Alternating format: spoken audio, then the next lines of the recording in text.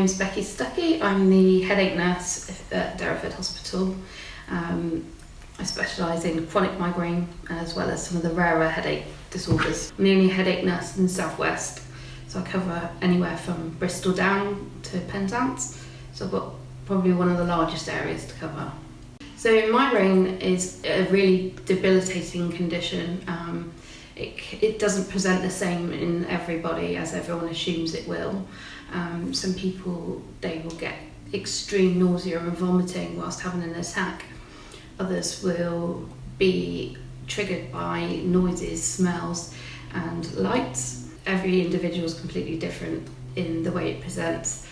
Both shots, well, it's reduced my migraines from 16 a month down to about 6 to 8 a month, sometimes even less.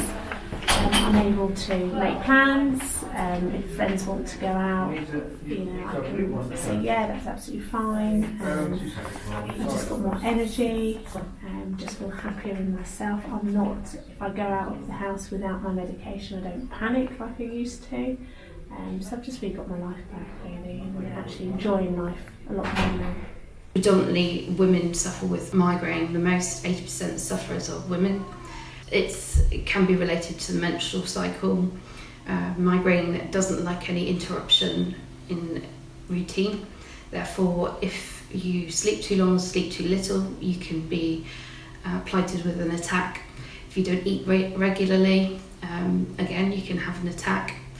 The prevalence of migraine, chronic migraine, is 1 in 7 people, so it's one of the most commonest disorders.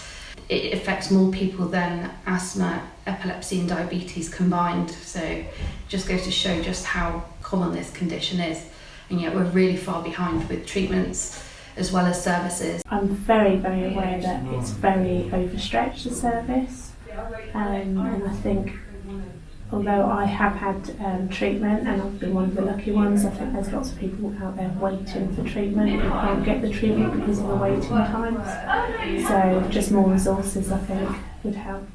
As I already mentioned, I'm the only headache nurse in the southwest, and my consultant is Dr. Weatherby. He's the only consultant for the southwest, in comparison to many consultants that look after diabetic patients, epileptic patients and asthma patients. So you can see there are very few services nationally. Actually, there are currently 51 headache nurses nationally. Every day I would wake up worrying about having a cluster headache. I'd have to go to the doctors every couple of weeks, all months, trying lots of different medications, and nothing seemed to be helping me. I struggled every day with work, looking after my son, just a constant worry about whether I was going to get another attack. Now things are a lot better. So the real good thing about Becky's service is that she's available. Lots of places all over the country don't have the service available. I feel really, really lucky that I've found something that actually works and the treatment is available. Really hot, that's another thing. Sweating. Yeah, sometimes I don't know if I'm getting hot, if I've just got hot because of the environment or whether I'm hot because of the pain. I think I'd stripped that day in A&E, hadn't I? I sat there in my bra and pants. That's why I remember us so clearly. And then Becky came in, never even heard of this before, and she gave me the trigger point, and I just had instant relief, and I'd had it all day.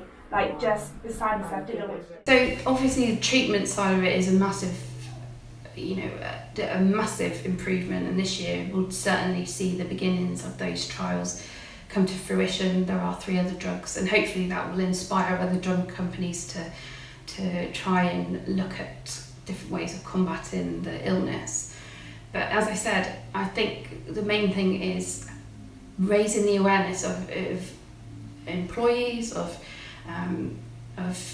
families, of the education, the nurses and doctors coming through newly qualified, of how to deal with this. So many patients are still being treated with opiates and painkillers, which only exacerbate the condition, and so we need to stop that at the very beginning and dispel the lack of understanding.